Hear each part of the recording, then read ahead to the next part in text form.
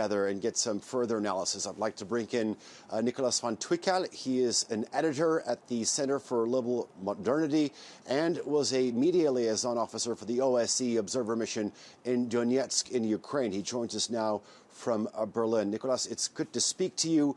I want to begin by asking you with one of the points that Ubay Shapandar, I know that you were listening to him, made at the beginning of his segment, and what you think of the Russian President Vladimir Putin canceling his annual press conference. I mean, do you think that this is sort of his tacit admission that the war is not going to plan, and he's essentially avoiding confronting the idea of growing uneasiness even within his own country?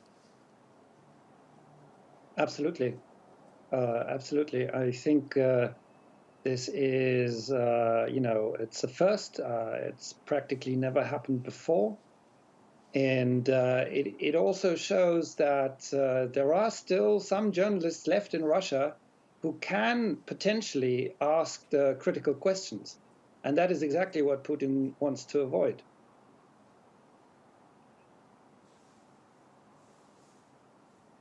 Yeah. When you look at the eastern region of the country and sort of which side controls what, the Russian-installed administrator of the Donetsk region said that they controlled 50% of that territory. I mean, honestly, it isn't all that different to what the situation was before the initial invasion or attack by the Russian forces on February 24th. My question to you is, do you feel that that the Russian operation will inevitably fail to control any significant parts of the country or territory, even under this self-annexed announcement of after almost 10 months?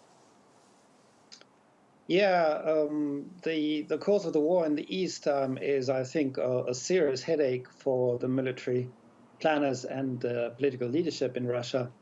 And it's pretty stark and pretty surprising, although if you look at the military facts on the ground, it's also easy to explain why. But it's quite, it's absolutely startling that in all those months they have made only such incremental progress on the ground, and they've only, they managed to take Mariupol after practically destroying the city.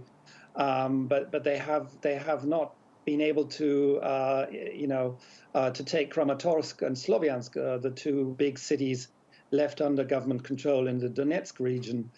And these cities are much smaller than Mariupol, first of all. And that is, of course, because the Ukrainian armed forces have been digging in those areas, not just since the beginning of this full-fledged invasion since February, but they've been digging in there since 2014, 2015 to be precise. So they've had the Ukrainians had many years of fortifying and of really perfectioning their positions there, and the Russians have been unable to conquer. That's a fact.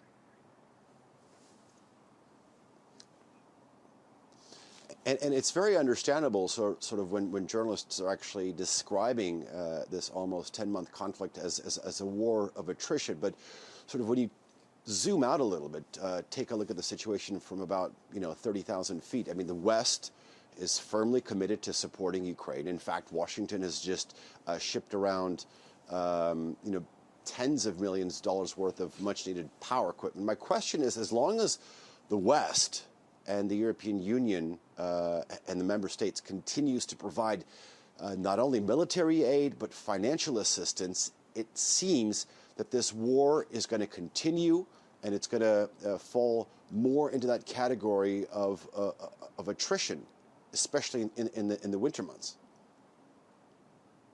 Yes, that's right. But implicit in your statement is, of course, that if the West ceases its military assistance, the war is not going to end either.